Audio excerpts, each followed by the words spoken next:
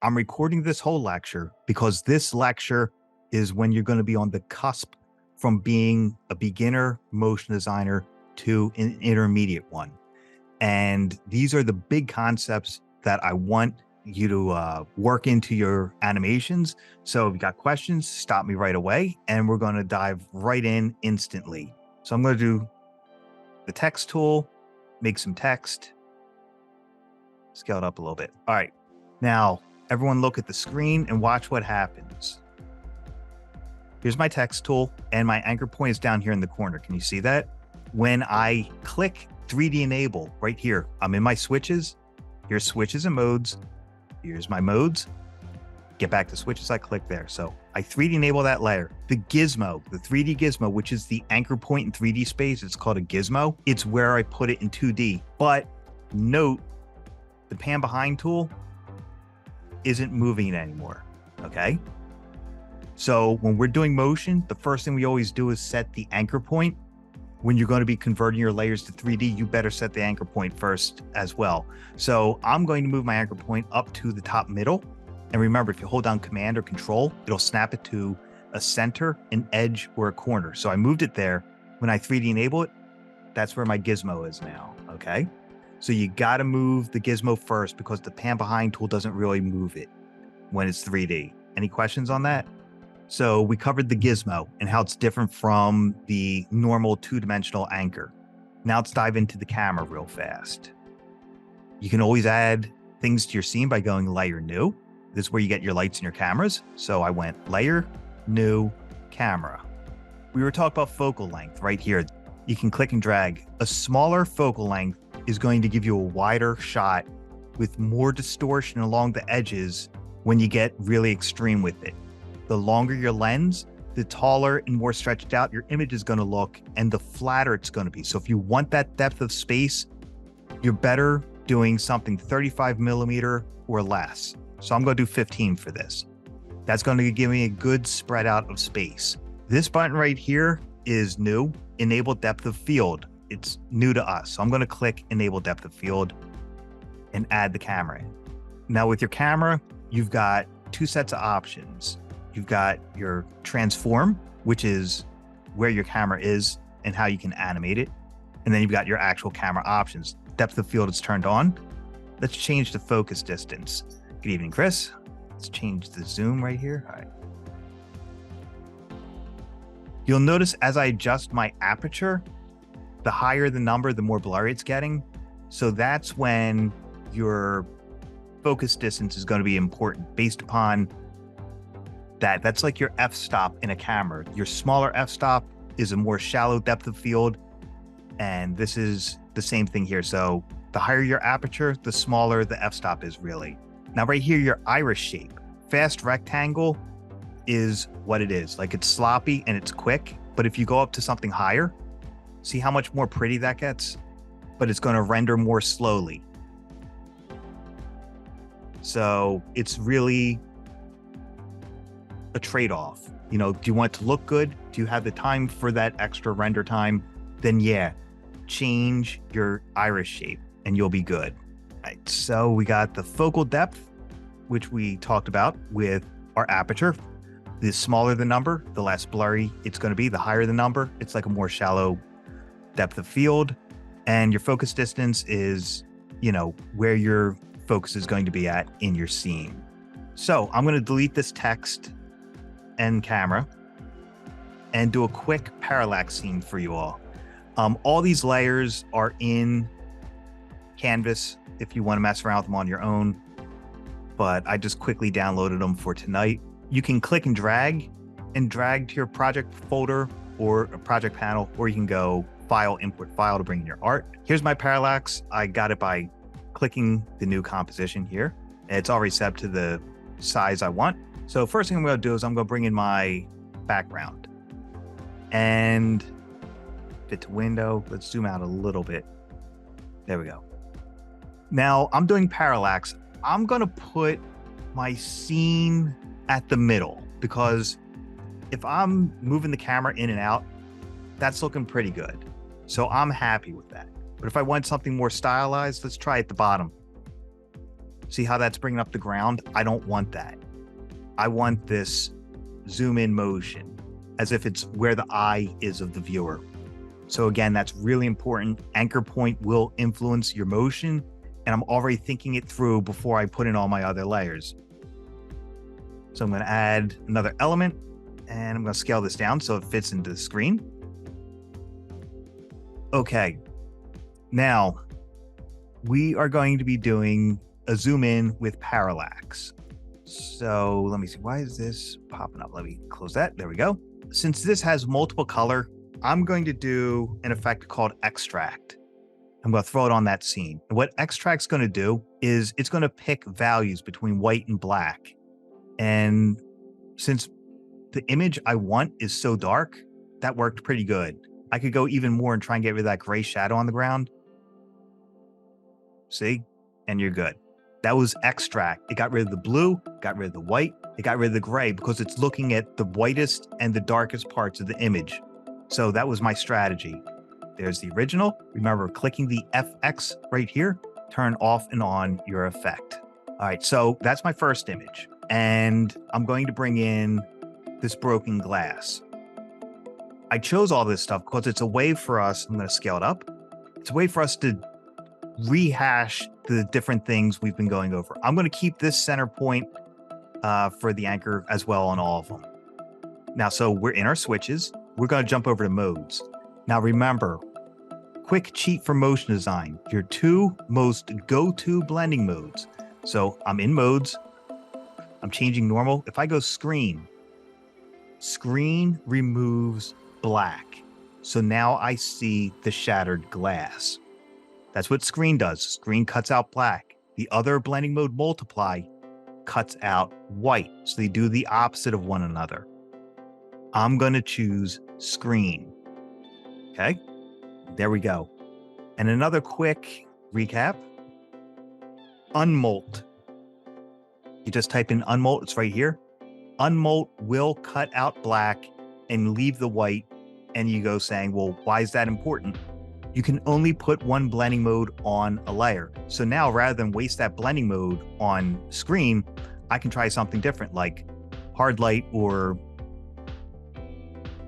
lighten and see how it works with the scene. So it's going to be a little bit tricky with the different effects, but that gives me that option. So I'm just showing you the blending mode again. All right, now I've got this, I've got that. I'm going to do a quick parallax. So reminder, switches and modes. Those were my modes. These are my switches. I'm going to 3D enable each scene. I already set my anchor points. I'm going to select all three of them and hit the letter P for position. And a quick reminder, side to side, up and down, closer or further from the camera. Parallax is off of this last one, closer or further from the camera. The more space I have between my layers, the greater my parallax is going to be. Before I even spread out my layers, I'm going to add my camera. Layer, new, camera. I'm going wide because I want wide. I'll leave depth of field on. And here we go. Actually, you know what? Let me show you something. I'm going to undo that because I saw one more setting I want to do. Layer, new camera. We got our depth of field here. F-stop. I'm going to make it 1.0, really low number. So it's got that super shallow depth of field already for me. Let's put the city the furthest in the back. When I go in a positive direction, that's going backwards. So I'm going to do 2000 and I'm going to scale it up so it fills the screen. And it's back 2000. My glass is going to be on the top. I'm going to bring that negative. Let's try negative 1000. And then I'll keep my protesters in the middle ground. Okay, so got everything spread out. Now your camera controls, just a quick recap. This is your orbit to revolve around the scene.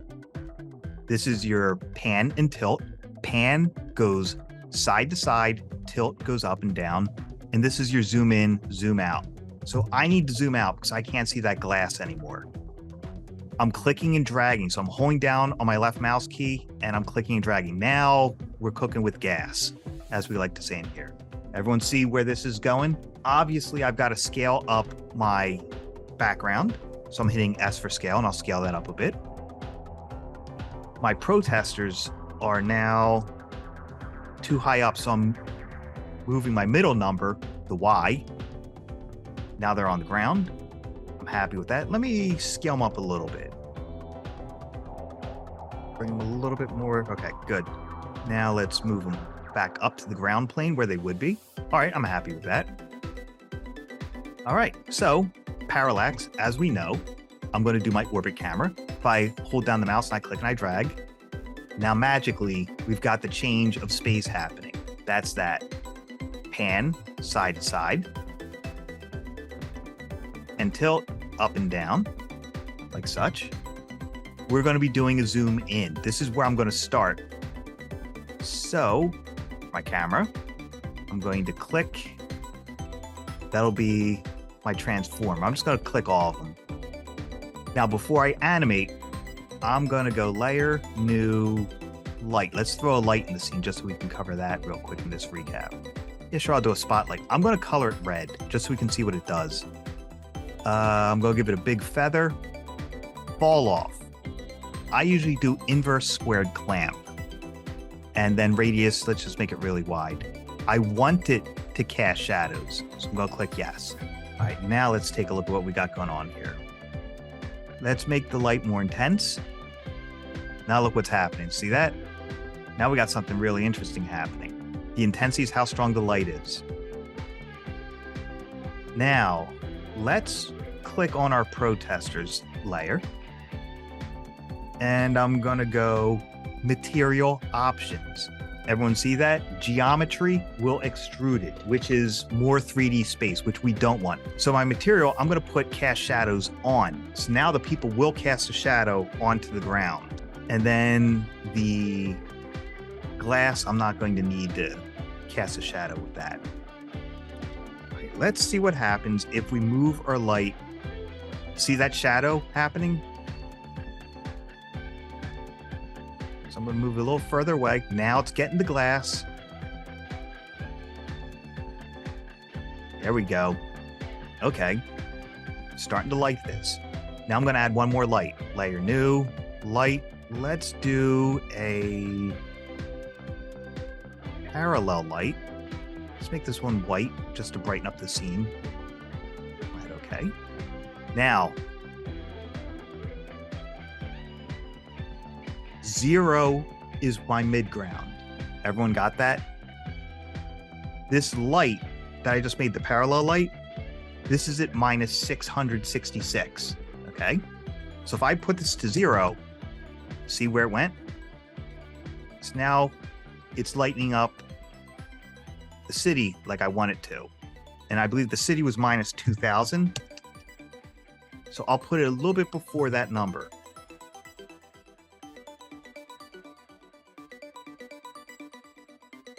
So I'll do right about there. It was a positive number, that's right.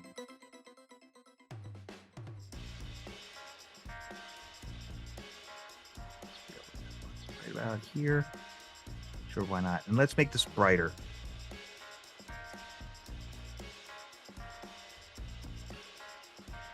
Okay, that's getting a little bit better. So let's do right about there.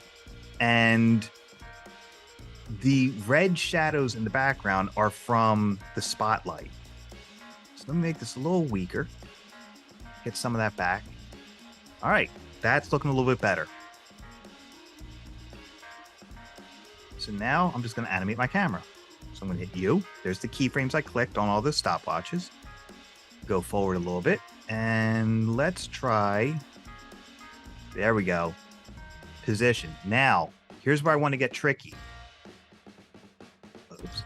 Not rotation. Is it here? No. I want to go flying through. Yeah, I'm on position. I want to fly through that hole in the glass. So it's not.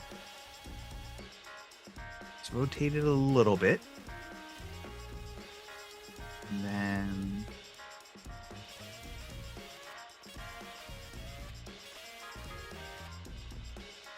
Let's try and get our way over there.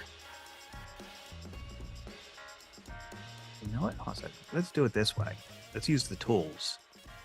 Because that's what they're there for, right? Let's cut out these. Now we're going the way we want. And I'll scale this up when I'm done. And now we can just zoom through. Like such. So I'm going to spread these a little bit less, just so we can preview faster. Now we're going through the glass into there. Parallax. Everyone, yeah. So now it's just cleanup. So I go here, and I just get my glass, scale it up. There we go. And because I'm always saying push an idea, I get that spotlight, go to my options. I got all these stopwatches. Intensity. Let's crank up that cone. Yeah, crank that up. And then the intensity right here, I'm going to add an expression just to add a little bit of interest. So I'm going to hold down Alt or Option while I click on that stopwatch, and I'm going to give it a wiggle. Double click to complete it. And let's say twice a second, comma, an amount of 100. And then I got to click out of my expression.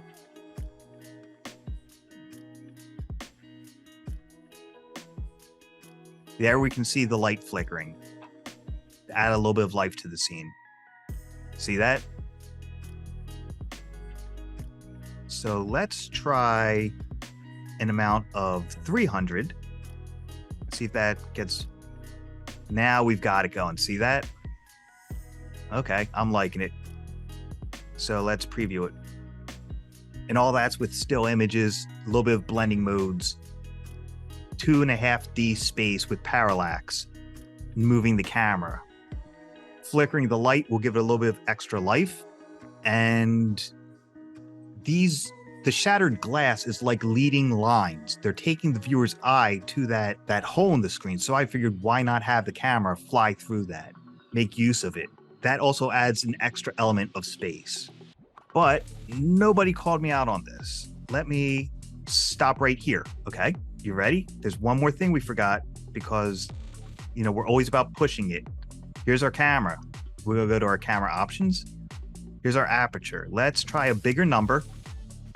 Now we're getting some blur. And let's do the focus distance. Now the people are coming into focus. There we go. Happy with that. So let's see where it goes when it ends up.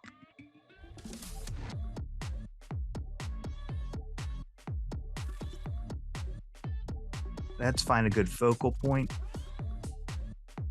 Right there. Okay, good. That's in focus at the end. And now look at that. The people in the midground are in focus and the glass is out of focus. Now we've got more depth happening. So that is another way of adding element. The fall off of focus, that helps.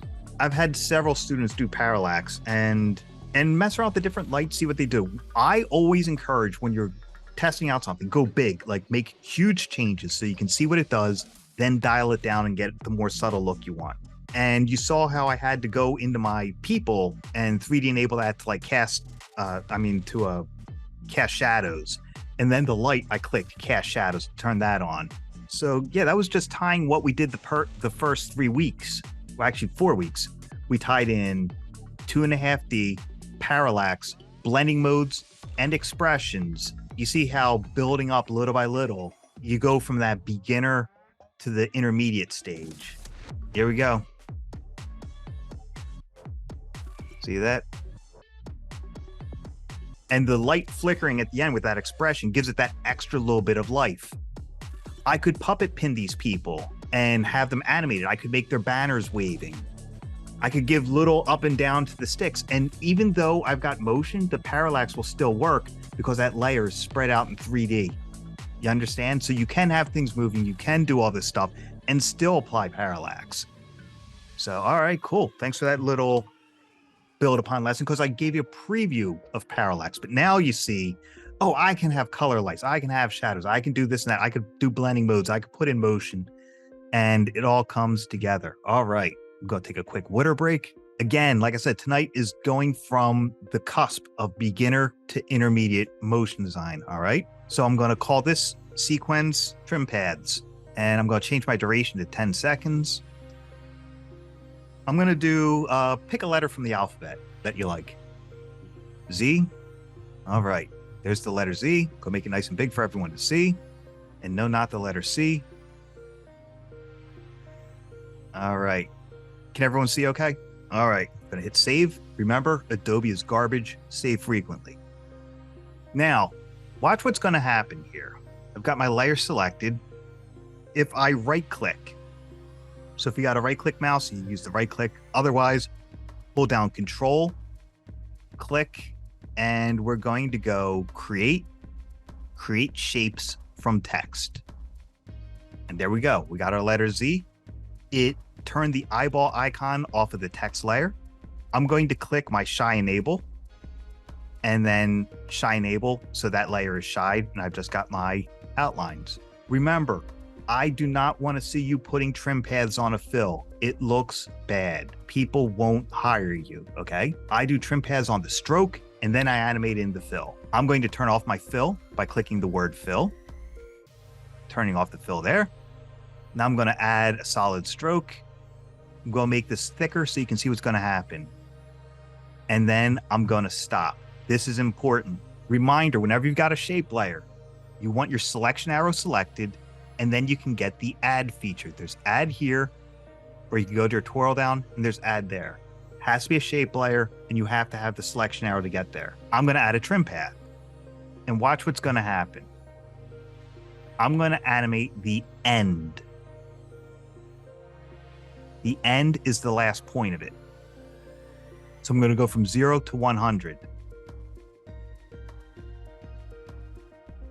Say over a second. Okay, and here we go. Everyone see that? Now, watch what happens. It goes along one edge completely and then does the inner edge. Can everybody see that? Okay, now, let's say the client comes back and they say, I like that, but I don't like where the animation is starting. I want it to start right here at the top left corner of the letter Z. Can everyone see how it's starting down here? That's where your offset is useful. You can animate the offset, or you could just adjust it once. See what's happening? Now I'm hitting that corner, and it's coming out from where the client wants. That is one way of doing trim paths. It's going around both edges. Everyone got that? All right, so I'm going to move this layer over to the side. And I'm going to get our letter again. I'm going to unshy it. Here's our letter Z. I'm going to move it over to the side. Everyone good? I got the original font, and then I got the letter. This is the modern way. I'll call this older version. So that's my trim paths of the older version. I'm going to change my font to something with thick and thin. That's my main test for this to show you. There we go. Can everyone see how this is thick, thinner, and that's thicker? I'm going to do a path over this and put the trim path on that and then use an alpha matte. That's the modern way, because you're bringing in the shape and the fill at the same time. Nothing is selected, because remember, if I have a layer selected and I start drawing with my pen tool, I'm going to create a mask, not a shape layer. I've got my pen tool, nothing is selected. I want to start here. I've already thought in my head, this is the beginning of the animation right here. I'm going to go past it. So I'm going to start here, trace over the middle of it as best I can, try and stay in the middle. And then I'm going to go past it at the end. Can everyone see how I extended past it? So now I'm going to make my stroke a different color so I can see what I'm doing. My next step, I'm going to want my stroke to be thicker than the actual shape. So this way, when I do my trim path and then I put my alpha matte on it, it's going to paint on the thing all together. So I'll call this all-in-one trim path. I have to have my arrow, my selection arrow selected. Then I can get to my add. I'm going to do a trim path. I'm going to do the same exact thing. I'm going to animate my end from 0 to 100 over 1 second. And you'll notice I had the wrong number at the beginning. I started at 1, so I'm just going to fix that here. So here comes turning this trim path into the alpha matte to reveal my letter below. This will keep the thick and the thin. It'll keep the fill. It'll keep any texture there is. This is why this is such a powerful way of doing trim paths as alpha matte reveals. Alpha mattes, it's always one layer revealing one layer. That's all mattes, alpha mattes and Luma mattes. One layer revealing one layer. The other thing is the matte has to be above the original. You put a mask over your face, like a Halloween mask goes on top. So here's my matte on top, and there's my original letter below that I'm going to reveal. I'm in my switches, as everyone can see. I click toggle switches and modes. Now I'm in my modes. The first column is my blending modes. The second column is for track mattes. So I've got the layer selected I want to reveal. My matte is above it. With that layer, I go over to my track matte column, and I'm going to choose an alpha matte because it's going to use the alpha of that stroke. So now look what happens. See that? Can everyone see the difference? I'll do it one more time.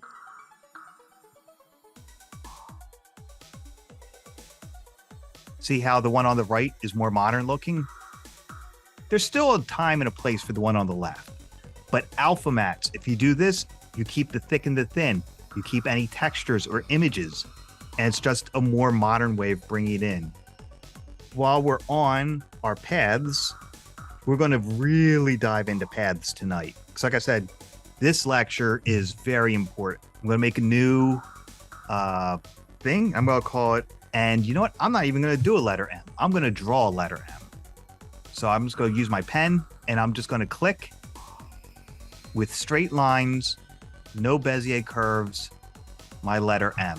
All right, here we go. We're going to kick it up a notch because that's what this is all about. We're going to twirl down, go to my contents, shape, path.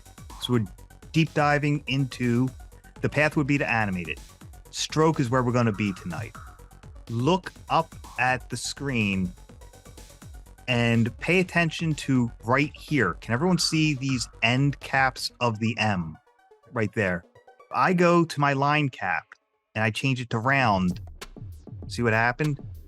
Now they're rounded. That is the cap, the end of it.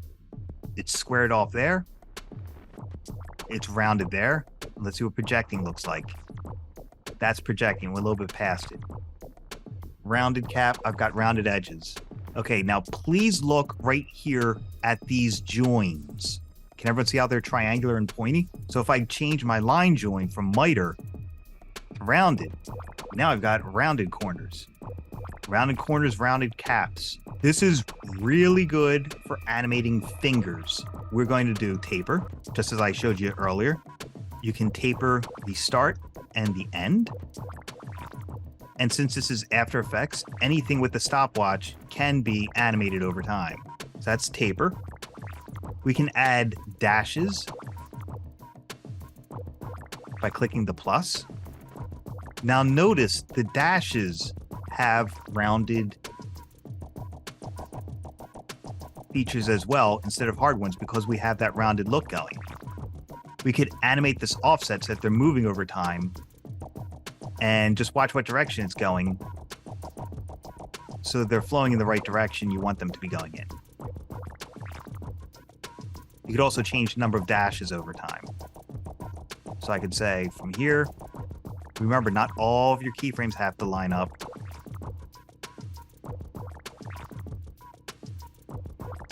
Like that. So you can animate your dashes, you can animate your taper, wave, as you can see, adds a wavy element to it. The wave length, the longer the wavelength, the more ripply it looks. The shorter, the more severe it's going to get. So be careful, make sure you get the look you want. I'm going to use an expression on the phase. I hold down Alt or Option while I click on that stopwatch, and I'm going to type in time, asterisk. Let's do 130. So this will cause a constant waviness to the shape even once it stops moving. Another use of examples of expression. Next, we're going to tackle masks. I'm going to make a new layer. I'll call this masks. Give me a new precomp. And I'm going to put my city image in it. This is very important. If I have nothing selected, you could always do Command-Shift-A to deselect all. If I've got nothing selected and I grab my pen tool and I've got nothing selected again, and I make another thing, I'm going to make shape layers. Okay? I'm going to delete those by hitting backspace. Nothing selected, you get a shape layer. And just to recap, if I've got my shape layer selected and I keep it selected when I draw my second shape, that second shape is going to be housed inside the first shape layer. And then this can come in handy when, say, I've got my shape layer selected, I can add merge paths. Now you're seeing the interactivity of those change. I can change to subtract, or merge, add. I'm getting different results based upon the blending mode I choose. See, like that. So I've got more than one shape in my shape layer. I had the shape layer selected when I did add merge paths. For a mask, so nothing selected, use a shape tool or the pen tool, you get a shape layer. If anything is selected, you will get a mask. I've got my city selected, go draw a star, and now I've got a mask shape star. I'm going to move it to the center. Now, add whatever is inside that shape is seen. That's add. Subtract. Whatever is outside that shape is seen. Can everyone see the difference between add and subtract? All right. Now, I can twirl down here. Path. I can click my path of my mask, go back to my selection arrow. I hit Shift to deselect that one point, and then did that. And just a reminder, you can animate not only path points, but Bezier curve handles too. So I'm going to hold down my pen option and choose Convert Vertex. I'll change this, click and drag, move forward a little bit, and just demonstrate animating a Bezier curve path. Mask Feather. See, it softens the selection. And this is critical. Mask Feather right here will evenly feather the stroke all the way around of the shape. All right, mask opacity. Just changing the opacity of what's inside it. Nothing fancy. Now this is where things get pretty cool. Mask expansion. You can go negative and animate inward. And of course, if you can go negative, that means you can go positive and animate outward. Now we're not seeing this because now we'll see it. Like that. So that's the mask. All right, now I'm going to select my mask and delete it. And this time I'm going to draw with my pen tool a mask. Just a loose organic shape. Everyone good? Okay, recap. If I hit M, it'll show or hide my mask. If I hit F, it'll show or hide the feather. All right. If I feather it, it'll feather evenly on every side. We're going to kick it up a notch because that's what this is always about. Pushing it, pushing it, pushing it. You may never ever need this, but now you're going to know it. If I click and hold down, Mask Feather Tool. This is different from feathering a mask. I'm going to show you how. I drew my path to make the mask. Everyone got that? So, Sam, pick an edge. Top, side, bottom, right side? Okay. I'm going to click, click, click, click with that mask feather tool. As I click and drag, I'm expanding my mask as well as feathering only that section.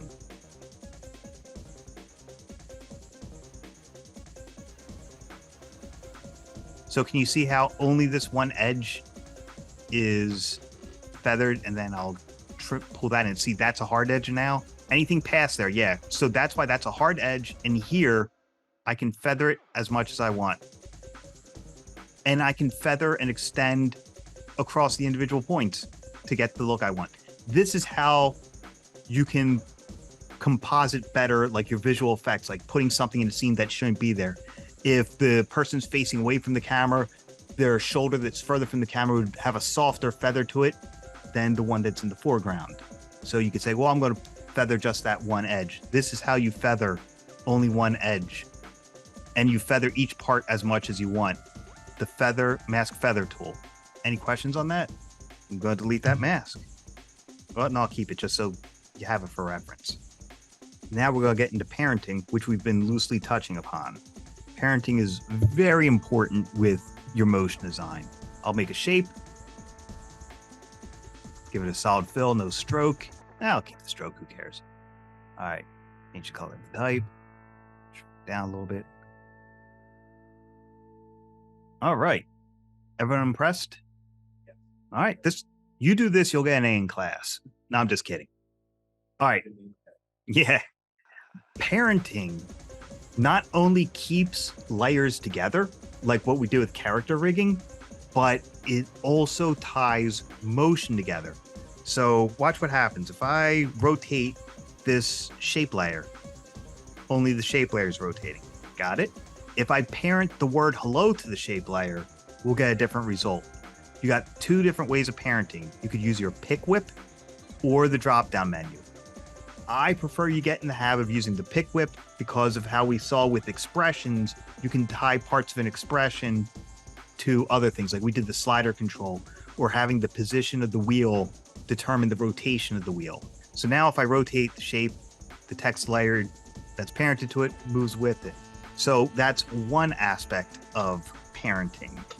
You can also, let's keep this parented. We'll go to our parallax, zoom out, drop down our resolution. And what I'm going to do this time, I'm going to hide this camera just by clicking it off. I'm going to create a new camera. Call it parented camera. And there we go. Let's say I'm not that comfortable with using the camera. I'm going to go layer, new, null. A null is an invisible object in the scene that you can parent things to for control and reference. So I'm going to parent. First, I got to 3D enable that null. So I click here to 3D enable it. And I'll parent my camera to the null. So what's that mean? Let's test out rotate. Look at that. Now my camera's rotating. Okay, so if you're more comfortable working this way, you've got individual control over each axis of the camera. Now let's do position, P for position. There's my pan, and it's still working with the parallax. Here's my tilt. And of course, my zoom in and out.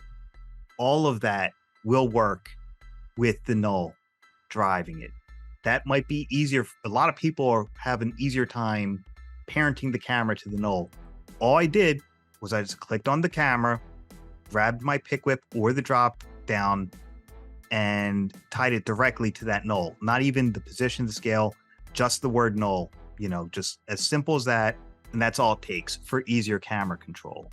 While we're talking about parenting and cameras and all that stuff, the less keyframes you have in your camera motion, the smoother it's going to look. So let's do the null. Let's back out a little bit. So I'm going to go here, go forward a little bit, push in. Fine. That's going to be smooth because it's only 2 keyframes. I didn't do anything too complex. It's going to be even more smooth if I select my keyframes, right click. If you don't have a right click, you got to hold down the control key Keyframe Assistant, easy ease. We could also do the speed graph. So that's my value graph. I clicked and held down there. So I can say, what do I want? I want to go slower into the last one and slower out of the first one. So it's even smoother. And then I'll click here to get out of my... There you have it. A nice smooth push in with the camera. We're going to go back to mattes for a second.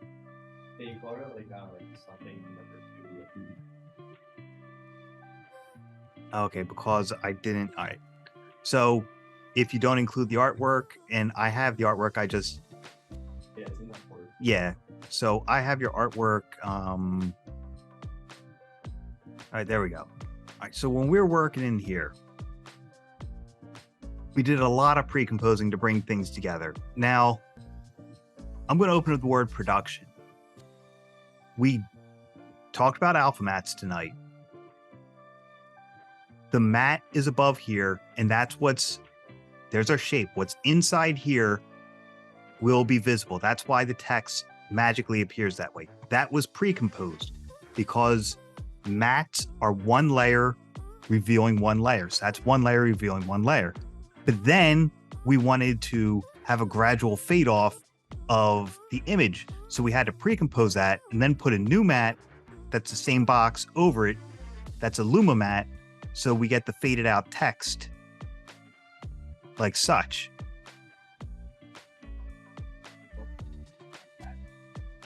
Okay, that's a great question. Can you all handle the truth? All right, that's why I like fearless. I'm going to bring back in that street scene. All right, everyone ready? I'm going to draw a star. So notice my layer is selected. If I draw a star, I'm not going to create a shape layer. I'm going to create a mask. So I'm going to deselect. Deselected. Now I'm going to draw my shape layer. And I'm going to get rid of the stroke. And it's just a fill. Can everyone see that? Okay. I'm going to hide the image. Remember, this button right here, that'll show or hide your transparency. All this checkerboard is invisible. That's the alpha. So it's only this shape right here the computer's going to recognize. That's an alpha matte, the positive and negative space relation. So the positive space is what the alpha matte's going to be using. So I'm going to turn back on my image. I'm in my modes, which is where I want to be. Matte is on top. Remember, the mask goes over your face. So I go here, over to my track matte. I choose alpha matte. And there you go. That's the alpha matte. Everyone go with that so far? This is the alpha, the negative space around it. The positive space is what the computer's going to use.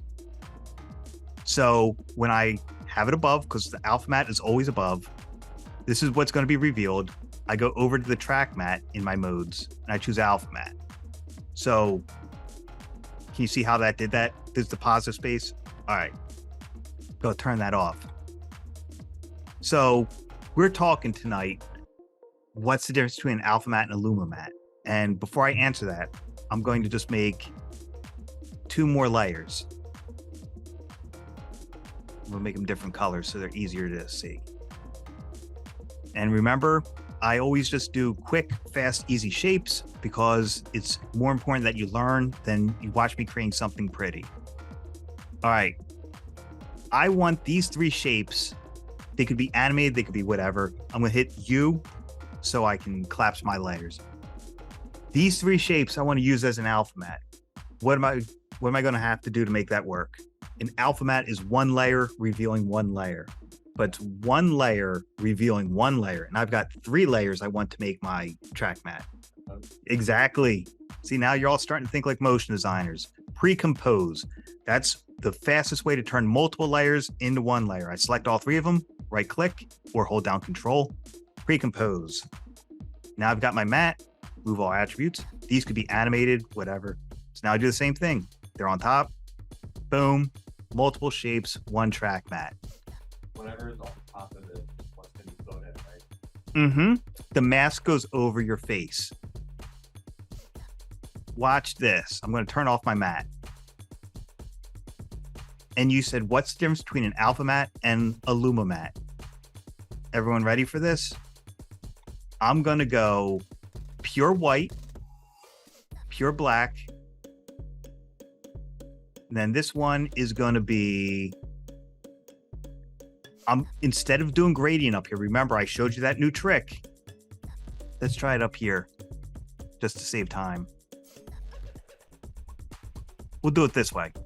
So we're going white, pure white with the gradient to pure black. And now I've got my handle. Can everyone see that? All right. So now that's working. I'm a little bit happier about that. Right, we'll try this. Keep the thing going from one to another. So pure white, gradient to pure black. There's pure black. All right. Now, what's the difference between an alpha matte and a Luma matte? So again, those are all pre-composed together. Okay. Gonna hit enter to name this. It's working off of tones. Exactly. You're one step ahead of me, which is what I like. I'm going to do my drop down, Luma matte. White. So here's the way I remember it. White reveals, black conceals. So you see how as it's going from white to black, the darker it's getting, the more opacity is being removed. Well, okay, so think about it this way. You ready to have your socks blown off? It's recognizing the alpha of these shapes. So it's a cross between an alpha matte and a Luma matte. So if I have nothing selected and do this, go to my arrow. So I have to be on my selection arrow to edit my gradient. Okay. And I can drag this point over here. There we go. Same thing. Set up my Luma matte. Boom. Now, let's say you're lazy and you're like, man, you know what? It's doing the opposite of what I want. I can just go Luma inverted. And then black reveals, white conceals. Got it? That's the difference between Luma and Luma inverted. This works with video clips, photos, anything with tonal value. Got it? So you could use textures. You could use whatever you want to get this. Luma matte and Luma invert work off of tonal values. We're at the last part and it ties into your Stranger Things question. So you know the difference between a Luma matte and a Luma inverted matte. Well, what's the difference between an alpha matte and an alpha inverted matte? Stranger Things credit sequence. Let's make that white so we can see it.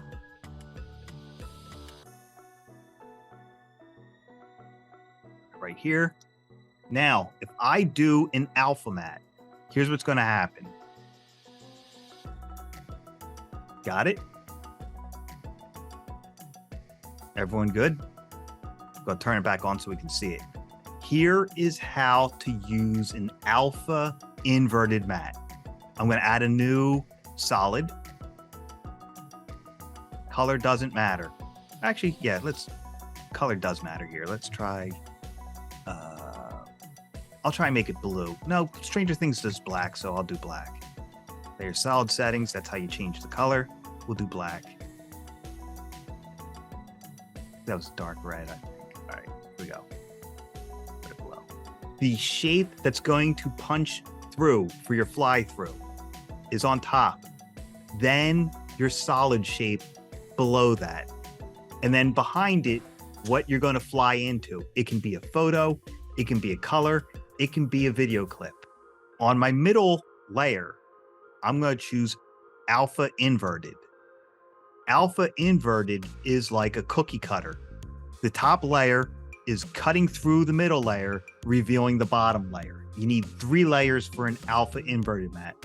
Now, here's the power of an alpha inverted matte. As for scale, before I animate it, I want my anchor point to be in the middle. That's about middle-ish enough for me. Right there. All right. So we're going to zoom in. So scale, go forward however amount of time. Scale in, and you fly into your scene just like Stranger Things. And you'd scale all the way up until that happened. Let me try It's got to be a big number.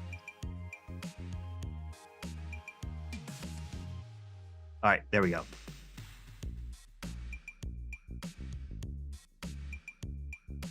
So here's a way of kicking it up a notch, because that's what we always do here. Top layer, punching through the middle layer, revealing the bottom layer. Everyone got that? That's our alpha inverted matte. So we're flying into the video clip.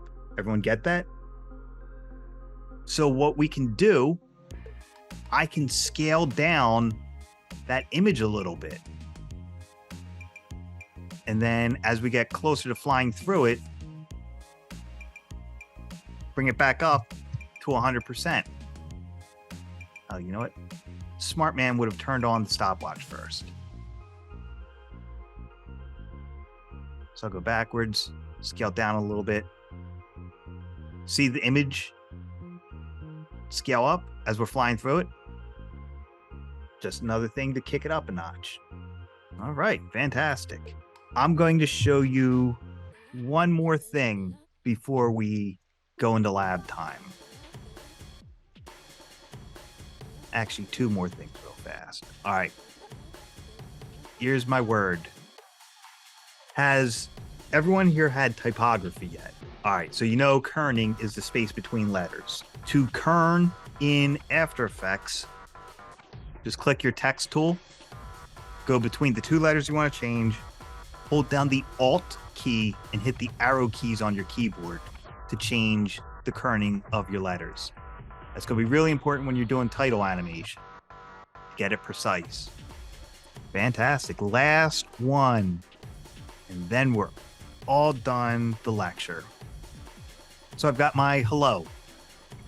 And I want it to look like it's magically popping up out of the ground from nowhere. Okay, so I'm going to go P for position. And go forward a little bit. There we go. There's my word hello. Can everyone see the motion? If I mask this to try and make part of it invisible, watch why this is going to go wrong. Everyone ready? I want to make a mask, so I select the layer. I got my shape tool, and I say, I only want to see what's inside here. Make sense? Watch what happens when I scrub my playhead. The mask moves with the layer. They stay together. Can everyone see that? So this will not work. Everyone good? What I recommend doing, and I do a lot these days, I use an alpha matte or an alpha invert matte for the text. So if I say right above here, I'll give it a solid fill.